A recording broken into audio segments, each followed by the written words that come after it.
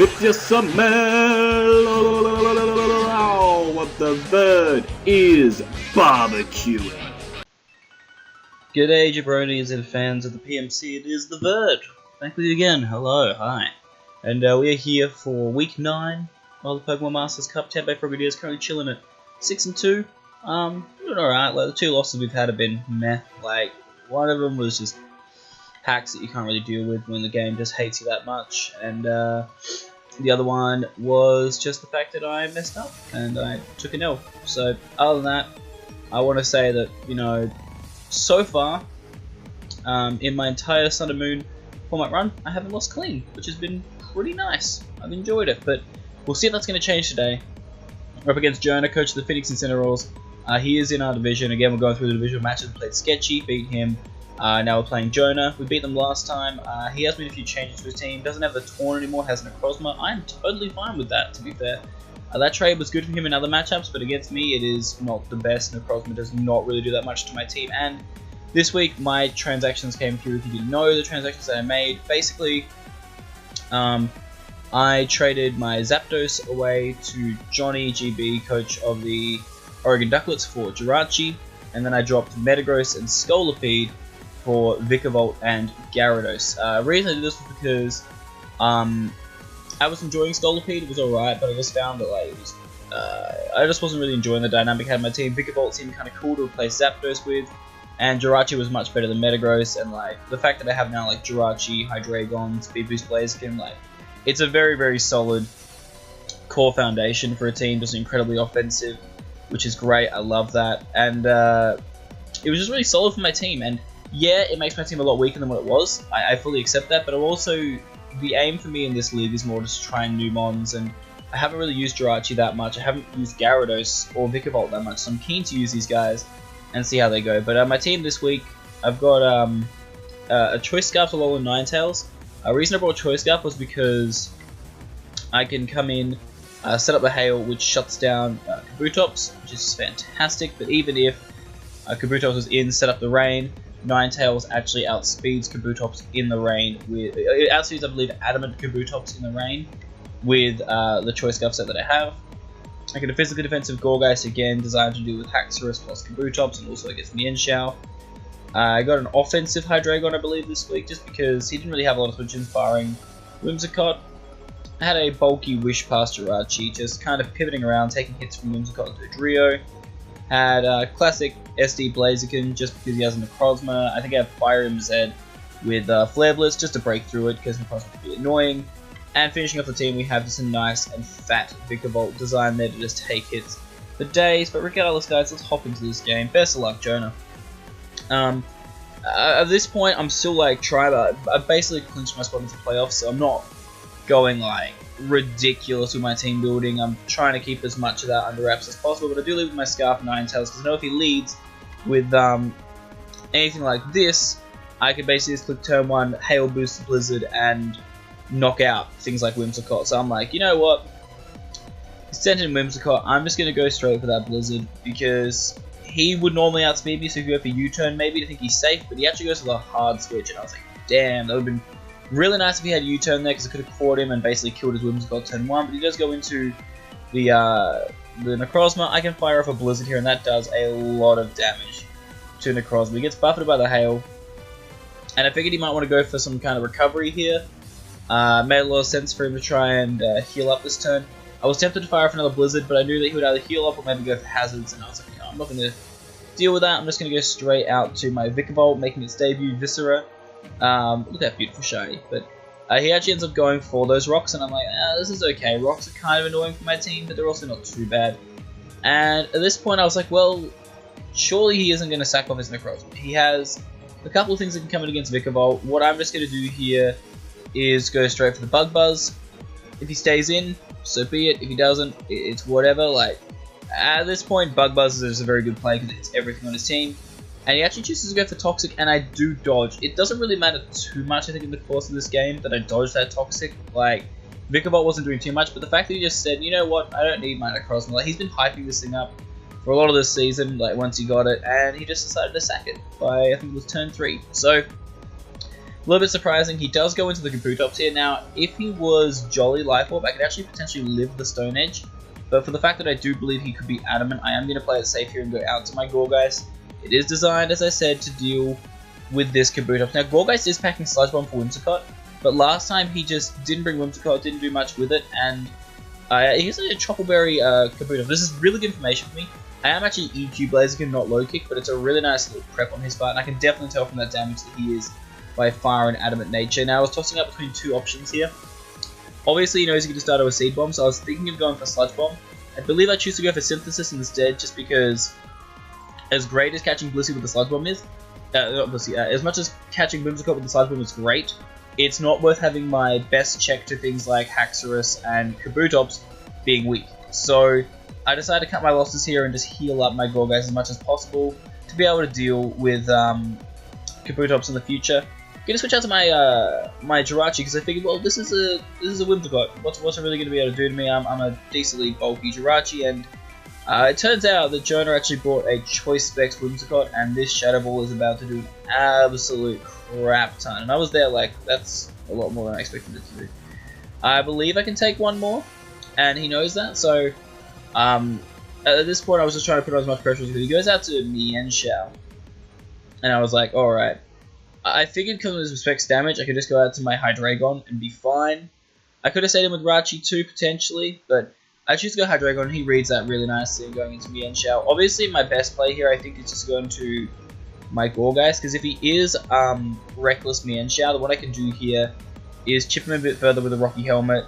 The only downside is it will damage my it's going to damage my Gourgeist a little bit more, which is not ideal. I'm definitely on the back foot here because because I didn't predict the Whimsicott to come in and go for Sludge Bomb, but at the same time, like, I don't regret the play at the same time. That damage from Mienshao tells me he's probably like banned or scarfed. It's a lot of damage, especially with the crit. Because back in Whimsicott, and actually no, he goes in a Haxorus. When I saw a Blitz, I was like, oh great, Whimsicott's back in, happy days. He actually goes in a Haxorus, and at this point I'm like, I don't think I can take a hit. So I'm actually going to switch right out to my Ninetales. This is a risk because he could have could Poison Jab, but I knew that he's probably a Lumberry Haxorus. So he had no fear in DDing up, because in his eyes, looking at my team, a DD from Haxorus here basically wins him the game. And he goes for the DD. So that was really risky, because if he clicked Poison Jab, I would have lost my Ninetales. That it would have been just really, really bad overall for me. So it was a risk, but it totally pays off for me, because like I said, I'm scarfed, and I'm able to outspeed this Haxorus and knock it out with the Blizzard. So that's a huge, huge turn for us in this game. Haxorus is a big issue, and we get rid of it. So he goes into Kabutops, and obviously, well, I mean, I'm not going to stay in here because it's Kabutops, and I need to play this one kind of smart as well, because I don't want to just sack off my Gourgeist. I figure he's going to go for the Stone Edge, so I'm going to go out to my Jirachi. As I felt it was my safest play. Jirachi, can take a Stone Edge just fine, but he actually goes for the Rain Dance, and he is the Rain Dance set again. I'm like, alright, fair enough.